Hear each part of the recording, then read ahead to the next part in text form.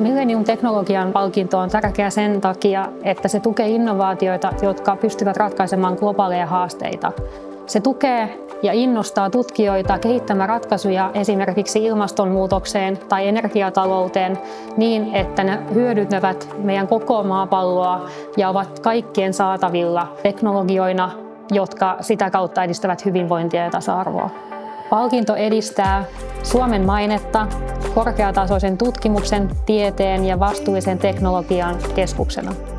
Palkinto osoittaa, että Suomi sitoutuu ratkaisemaan globaaleja haasteita ja palkinnon avulla pystymme lisäämään uusia investointeja Suomeen, tukemaan yhteistyöprojekteja ja saamaan lisää huippuosaajia maahamme.